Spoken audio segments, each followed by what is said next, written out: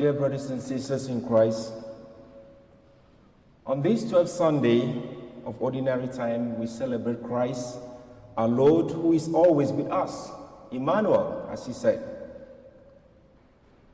He continues to deliver us from all that threatens and makes life difficult, because he's Emmanuel. God is with us, not only when things are good, not when everything is rosy in our own life, also when things are not going well. God is always with us.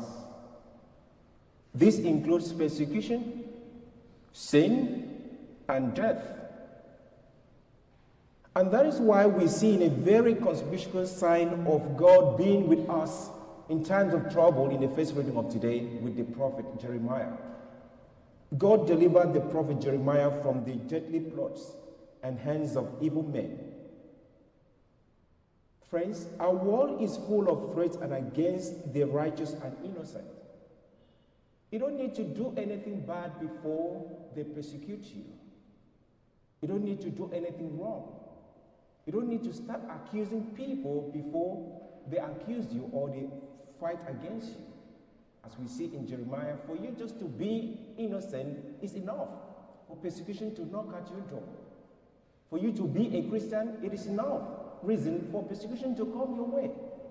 For you to even be a loving person, a generous person, a kind person, is enough for persecution to come your way. But one thing is certain, as we see in the first reading of today, with the story of Jeremiah, that God is always with his own.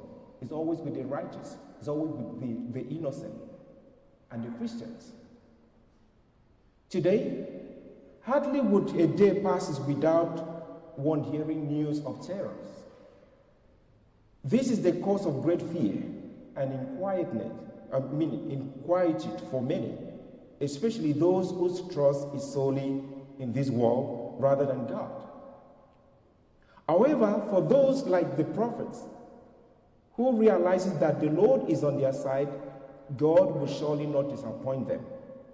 As a mighty hero, he will indeed act in your own favor at a appointed time and when you need it most.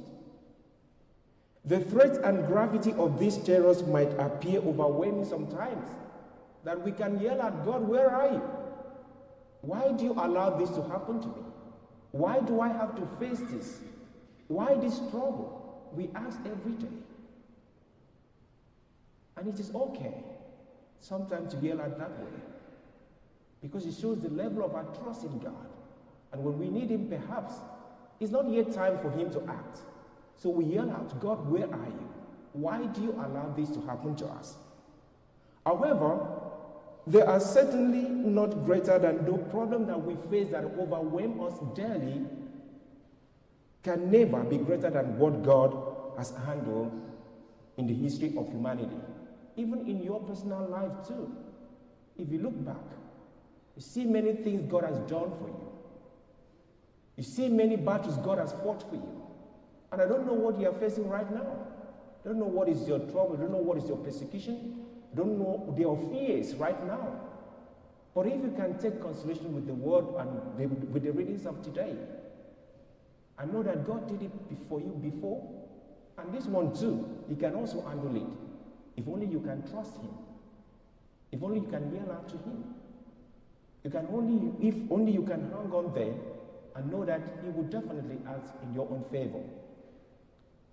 Today's second reading, friends, has a lot in common with the first. While the prophet was innocent of all the accusations and threat against him, humanity inherited death through the sin of disobedience of our progenitors, Adam and Eve. Similarly, while God delivered the innocent prophet Jeremiah from the plots and terrors of his enemies, and in the second reading, Paul recounts how Christ delivered humanity from the terror and shackles of death. Thus, Paul draws attention to a very important aspect of our salvation history. This is especially concerning the relationship between sin and death, and of course, the relationship between the consequences of Adam's disobedience and Christ's obedience. While Adam's disobedience and sin brought death, Christ's obedience brought us life.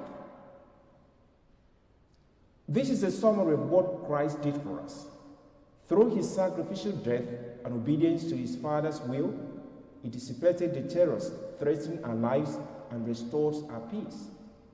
Thus, he delivered us from the damnation due to the sin and the fall of Adam and Eve. And in the gospel reading of today, friends, Jesus encourages us again with those words, do not be afraid, for everything that is now covered will be uncovered. This includes the plans of the evil ones who constantly threaten to persecute and destroy your own life daily. It suffices to note that, friends, that Christ knows the fear, that fear and the threat of death can paralyze one. And is very much aware of the fact that fear can become overwhelming. This is especially in the case when we must endure any form of severe persecution or trials. And this persecution comes in many forms, as we know. Of course, persecution issued against you because of your faith is the worst form of persecution. But most often, persecution comes in other forms. Jealousy towards another could lead to gossip about them. Revealing the sin of another in a public way is a sin of detraction and is a form of persecution too. Passive aggression, slander, the silent treatment, rejection, disappointment, ingratitude towards people, and so much more are all forms of persecution. Anytime one person attempts to inflict some form of harm upon another, this is also persecution. Therefore, this is why the Lord speaks this consoling line to the 12 and to us, to help us have hope when we face them, when this persecution knocks at our door. Nothing is concealed that will not be revealed, none secret that will not be made known. As the Lord of the living and the dead, friends, he knows that physical death is not the end. Instead, it is a transition to eternity. Hence, Jesus further exhorts us today. Tell me and you today, do not be afraid of those that can kill the body, but cannot kill the soul. Rather, fear him who can destroy both body and soul in hellfire. And who is that person? It's only God. And if there's anyone that we should be afraid, anything that we should fear in this life should be God himself. And this is what motivated many martyrs in the face of persecution. They were not afraid of those who can destroy their body because they know their soul is saved with the Lord.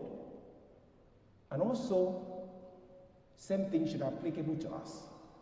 In our own face of persecution, people who persecute you, I don't know where you get it from, your family, relationship, your boss in the office, wherever the persecution may come from, or maybe non-Christian who persecute you, just remember what many saints did, especially St. Lawrence.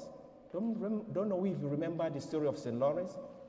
When he was asked to go and bring the treasure of the church, he went and packed all the poor people in Rome and brought them to emperor. The emperor was so angry with him. In fact, he decided to burn him alive.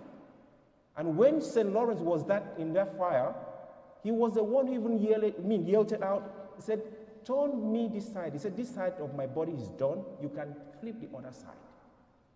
Because he knows his body is nothing. His soul is what is important. He was not afraid of the emperor who can destroy only the body. But he was afraid. He was very much concerned with the one who can destroy his soul. So no matter the persecution that we find in this life, we face in this life, we should not be afraid of those who castigate us, who look down on you, disappoint you, who reject you, who hate you for doing what is right, who hate you for your own faith. It's not important. What is important is that our soul is saved with the Lord.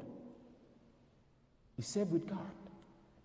So in these comforting and assuring words of Christ, rest our hope and future as Christians. Every hair on your head has been counted, says Jesus. So there is no need to be afraid. They indicate that the Lord is on our side, irrespective of what we face. He is ready and capable of delivering us from sin's consequences and harmful effects and all that threat that we face daily in our own lives. So, friends in Christ, all we need to do to merit the protection Christ promised us today is to be on his side by trusting him always, even when we cannot see him working, even when we don't feel it, but just to trust that he's there. He's with you in that case right now. This call for being just and innocent in our ways and action as well. It means being true Christian. Of course, it also means submitting entirely to God. Peace be with you all.